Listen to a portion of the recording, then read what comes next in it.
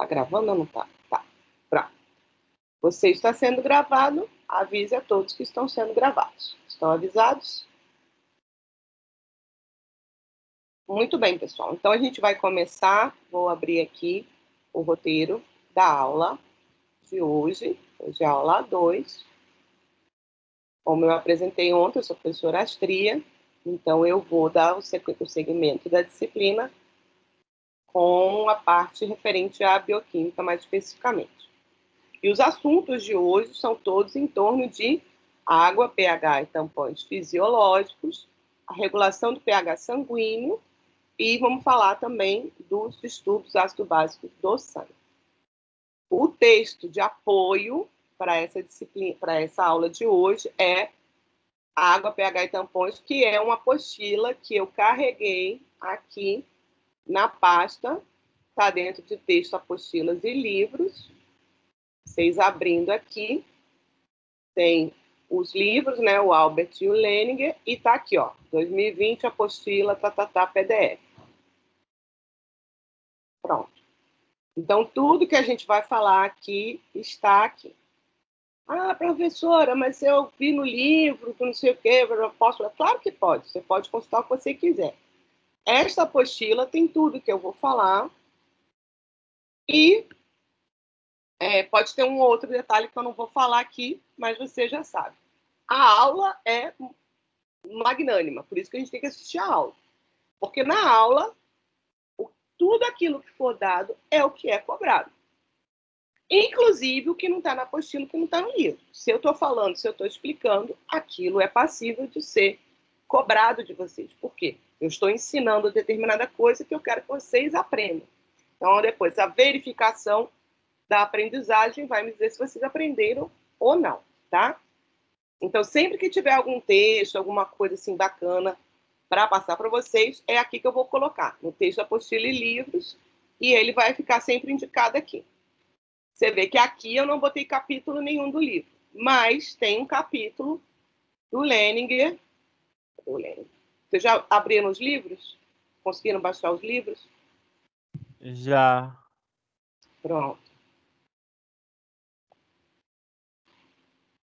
Então, o livro está aqui aberto.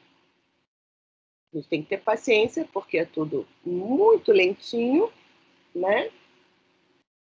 Mas aqui, ó, no livro de bioquímica, por exemplo, a aula que a Poliana deu ontem, várias coisas que ela falou estão aqui, tá? Então, os dois livros servem para ambas as coisas. Obviamente, o Albert, ele puxa mais para biologia celular e o Leninger mais para bioquímica, porque são livros dessa área. Mas, no final, é tudo a mesma coisa, porque a gente está falando de base molecular e celular. O grau de aprofundamento e a abordagem é que vai variar. Então, esse primeiro capítulo de fundamentos celulares foi a aula que pode ser utilizada para estudar a aula de ontem da Poliana, e essa parte de fundamentos químicos que vai falar das biomoléculas, que é o que a gente vai estudar na disciplina como um todo, né? Aqui comigo, vocês vão estudar mais as 3 macromoléculas, que são os carboidratos, lipídios e as proteínas. E com a Poliana, vocês vão estudar a parte dos ácidos nucleicos, que é a 4ª classe de biomoléculas. Que, inclusive, acho que é a próxima aula dela, tá? Aí, aqui vem falando de fundamentos físicos. Eu não vou entrar nessa seara, mas quem tiver interesse, quiser estudar, isso é uma parte bacana, fala um pouco de termodinâmica, mas não é necessário isso agora. Fundamentos genéticos, aí vai falar um pouquinho sobre a parte de DNA, RNA, etc. É uma introdução que também pode ajudar para a próxima aula de Poliana. Pronto. Aí depois vai começar com o capítulo de água. Então, hoje a gente vai focar especificamente na questão dos ácidos e bases e do tamponamento, tá? E repare, aqui ele vai falar sobre tamponamento, vai falar alguma coisinha sobre diabetes, que a gente vai falar hoje também, mas ele também vai entrar na questão das interações fracas em sistemas aquosos. Eu não vou dar aula sobre isso, porque isso já há de ter sido dado no ensino médio. Se alguém tiver ainda alguma dificuldade com ligações tipo hidrogênios hidrofóbicas, interação salina, né, ponte salina, essas interações que ocorrem em meio aquoso, recomendo que dê uma lida. Entenda, eu não vou fazer perguntas sobre esse assunto, mas esse conhecimento é importante para o próximo assunto que a gente vai dar, que é aminoácido, peptídeo e proteína, tá? Principalmente quando a gente entrar na questão de estrutura tridimensional de proteínas, que é o próximo assunto. Posteriormente, a gente vai falar sobre a parte de enzimas e depois a gente vai dar a parte de bioenergética, que não está aqui, cadê? Tem um capítulo de bioenergética. Ah, está mais embaixo. Cadê? Aqui. Bioenergética, de novo, você vê que aqui ele aborda a termodinâmica. Tá? Esse é um livro completo. A gente não vai entrar nessa seara. A gente vai dar uma geral sobre os princípios de bioenergética, mecanismos básicos, falar um pouquinho sobre isso aqui, reação de oxirredução, e vai entrar já estrutura, função, digestão de glicídios, de lipídios e a parte de proteínas que a gente deve dar antes. E, finalmente, no final, a gente vai falar um pouquinho sobre princípios de regulação metabólica. Os temas de seminário dados, eles se prestam a isso, tá? Então, os seminários que vocês vão preparar, eles vão fazer essa abordagem da integração do metabolismo nos organismos vivos, tá certo? Então, como vocês podem ver, você vê que eu fui passando os capítulos, e os capítulos têm uma porção de texto separado, eu vou fazer as indicações onde está aquilo que a gente falou em sala de aula. Mas tem o bom senso de, na hora que começar a ler, falar, porque aqui o ΔG da reação é -2 e a entalpia aumentou. Professora Astria falou no assunto? Não. Então, eu devo me preocupar com isso e arrancar os cabelos porque eu não estou entendendo? De jeito nenhum. Certo? Ah, mas eu gosto tanto, eu me lembro que eu estudei isso no ensino médio. Ótimo, eu super apoio, super digo, vai. O conhecimento nunca é demais. Mas, especificamente para a nossa disciplina agora, e porque eu quero o mínimo, que é a base, vocês estão tendo a base molecular e celular do organismo humano. Então, essa base, se vocês tiverem isso muito bem aprendido, eu estou feliz o resto da vida. E semestre que vem, que vocês estão comigo, no segundo semestre, quando chegar em Morfo 2, na verdade, vocês estão em Morfo 1 também. Quando chegar comigo, for para a tutoria e começar a falar churumela das coisas que eu ensinei, vou dar cascuda, porque é assim que a professora Astria funciona. Compreendido? Compreendido ou não tá? Sim, senhora. Muito bem. Então, vamos lá. Outra coisa. Ai, meu Deus, fecha. Vocês estão vendo a bolinha rodando? Não é divertido? Oh, céus. Vamos lá. Outra coisa. Como vocês devem saber, o curso de medicina da UNEB, ele segue o sistema que é utilizado mundo afora, principalmente no mundo ocidental, de ensino, principalmente para a medicina, né? Que é um sistema de aprendizagem baseado em problemas. Já ouviram falar disso? Já explicaram isso para vocês? Sim, professor. Sim? Pois bem. Vocês sabem como isso funciona? Já tiveram essa experiência alguma vez? O colega que fazia medicina na... Quem é? Orlando? Fazia medicina na Univasf, não. Na Univasf. Cadê ele? Tá aí? É o PBL, mas se você quiser, você pode revisar também. Aprendizado baseado em problema é o que as pessoas chamam de PBL, porque PBL é o termo em inglês, é Problem Based Learning, que quer dizer aprendizado baseado em problemas. O ABP, para ser dentro da nossa ideia. E é justamente o que o nome sugere. Isso daí não é novidade nenhuma. Isso tem lá, sei lá, quase 30 anos que isso é utilizado, principalmente nos Estados Unidos. A gente importou, fez as adaptações, E cada instituição acabou fazendo a sua forma de fazer isso. Então, onde é que vocês vão ver muito aplicado essa questão de PBL ou de ABP? Nas morfofuncionais, todas elas funcionam assim, nas disciplinas de MAD, que é Mecanismo de Agressão e Defesa, semiologia, algumas disciplinas clínicas, e isso varia um pouco. Mas no ciclo básico, principalmente nesses dois conjuntos de disciplinas, MAD e morfo, são disciplinas bastante pesadas, esse sistema é bastante utilizado. E a gente, então, no primeiro semestre, apesar agora para vocês vai ser vantagem, dá para a gente fazer um preparo, inclusive, para isso, ok? E no primeiro semestre já tem morfo 1 e morfo 1 já é nesse sistema. Então, os alunos, quando chegam, às vezes eles encontram muita dificuldade, ficam aflitos com o proceder, entendeu? Não é que seja difícil, mas é diferente daquilo que o aluno está acostumado, que é um professor que chega lá na frente, fala, e o aluno escuta e fica por isso mesmo, tá? Então, um dos motivos pelos quais eu dividi os grupinhos aqui foi para a gente começar a aprender um pouquinho como se realiza essa questão, tá? Como é que é feito isso na prática. Então, eu vou pedir que vocês peguem este primeiro caso aqui. Esse caso é um caso para contextualizar, e é assim que funciona o PBL, o aprendizado baseado em problemas. A gente traz um caso, que não necessariamente é um caso clínico, ok? É um caso, um causo. A gente está contando alguma coisa que aconteceu com alguém. Por quê? Porque a gente tem um problema real dentro da área. O PBL pode ser utilizado para qualquer área, para administração, para engenharia, para zootecnia, não importa, tá? Na medicina, a gente acaba utilizando muito caso clínico, por conta da questão da saúde, mas a gente pode, de repente, trazer uma reportagem falando sobre um assunto, reportagem de jornal comum, não um artigo científico. Uma situação, né, uma pequena descrição, às vezes alguma imagem para discussão, etc. Então, a gente parte de um problema real ou baseado em fatos reais, e a partir desse problema a gente vai trabalhar o conteúdo específico que a gente quer daqui.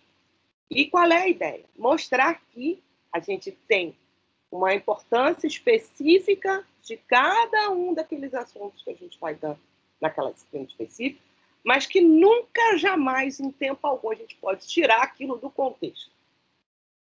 Então, hoje, um dos grandes, talvez o maior problema que a gente tenha na área de saúde em geral, e a medicina está bem à frente disso, se fala muito em humanização, né, do paciente, humanização do serviço de saúde, está justamente por conta disso. Muita gente se especializou, ultra se especializou no seu problema, então o cara é um cardiologista ultra especializado em arritmias cardíacas do tipo Glebels Catrabels, mas ele é incapaz de olhar para a cara do paciente, não sabe o nome dele, e ele desconsidera todo e qualquer outro problema que não esteja relacionado ao coração. E aí ele trata da forma que ele acha adequada o coração, que é a única coisa que ele vê naquele paciente, e aí o paciente começa a apresentar problema de pâncreas. Por quê? Não sei. Às vezes é decorrente de alguma coisa. Tem correlação? Tem. Ah, mas coração com pâncreas? Tem alguma correlação, a gente vai ver isso ao longo do curso. Mas aí o que ele faz? Procura o endócrino. Por quê? Porque o pâncreas tem função endócrina e exócrina, foi um médico que ele falou, então vai para um gastro. Não, mas o gastro vai tratar só do estômago. Vai lá para o endócrino. Aí ele vai para o endócrino, o endócrino vai falar, eu vou olhar os seus hormônios, né? Seus hormônios estão normais, então não é, você está com uma infecção. Aí fica jogando o paciente de um médico para o outro. No final, o cara fica doente de tudo e você não consegue o atendimento adequado. Então, a gente tem que ter, não é que o cardiologista tenha que saber tudo sobre pâncreas, mas ele tem que saber fazer a integração do conhecimento para, inclusive, direcionar o paciente, que não é obrigado. O paciente não é obrigado a saber aonde ele tem que ir. Quem tem que fazer esse direcionamento é o profissional de saúde, né? Para que ele possa, então, garantir sua saúde, que é para isso que vocês estão estudando, para garantir a saúde dos outros. Muito bem. Então, aqui tem um caso curtinho, tá? É uma historinha. Tem aqui uma figurinha sobre um assunto que a gente vai falar mais aqui um pouco mais para frente. E depois tem umas questões de revisão. Eu vou dar 5 minutos Tá? Eu vou marcar o tempo. 5 minutos para vocês pegarem este primeiro caso, esse aqui da Juliana, e em grupo, vocês lerem juntos e discutirem. O professor Orlando pediu para avisar que não está conseguindo entrar na aula. E será que não entrou mais? Depois ele pega a gravação, então. 5 minutos para vocês. Peraí, que agora tem que ver como é que faz isso, tá? Tenham paciência, que eu estou aprendendo também. Vocês se reunirem nesses grupinhos. Pronto. Discutirem, tirarem uma conclusão geral. Pode olhar as perguntas, mas não é para responder as perguntas. As perguntas mais ou menos vão te direcionar qual é o objetivo desse caso aí, tá? Eu quero que vocês discutam isso daí. Deixa eu ver como é que faz aqui. Uhum.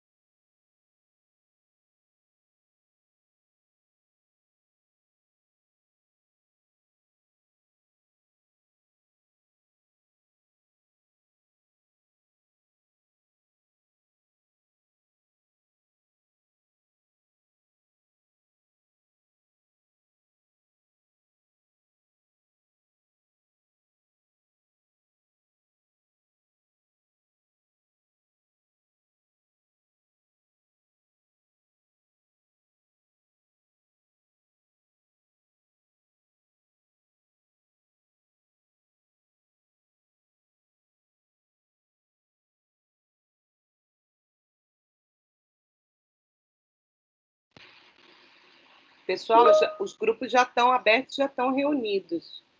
Então, cada um aceita o convite, sai daqui e depois volta para cá. Depois eu entro de novo nos grupos para avisar que acabou o tempo de vocês, tá? Eu vou dar até 2h15, tá bom? que demorou para entrar, etc. 2h15 a gente retorna aqui para essa sala, tá? Entendido?